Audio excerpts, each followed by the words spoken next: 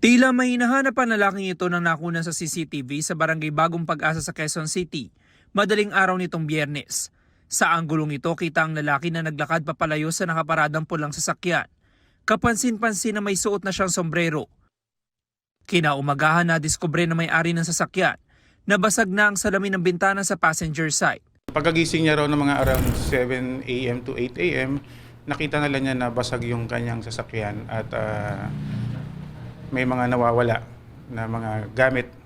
Sa follow-up operation ng pulisya, naaresto sa barangay Bahay Torong 47 anyo sa sospek. Natangay niya ang 7,000 pisong halaga ng mga personal na gamit. Nabawi ang karamihan, gaya ng sombrero at medical kit. Nakuha din mula sa sospek ang isang improvised na baril na kargado ng mga bala.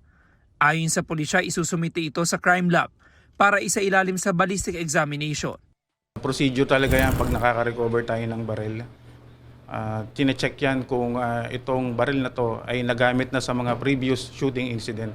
Base sa records ng QCPD, labas-masok na sa kulungan ng sospek at ito na ika-17 beses na naaresto siya. Ang mga dati niyang kaso, may kinalaman sa pagnanakaw, iligal na droga at pagsusugal. Aminado siya sa nagawang krimen. Nakita ko lang po yung sa kanto lang po.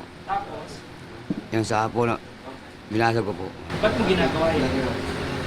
Wala lang po kasi pag wala lang mong pera, sir. Wala na kasi ano, sir eh. Walang trabaho, sir eh. Mahirap ko walang pera eh. Nagsisisi po, minsan. Minsan. Opo. Ngayon, hindi ka nagsisisi? Nagsisisi na rin po. Marapang sospek sa mga reklamong theft, malicious mischief, at paglabag sa Comprehensive Firearms and Ammunition Regulation Act. Ito ang unang balita. James Agustin, GMA News.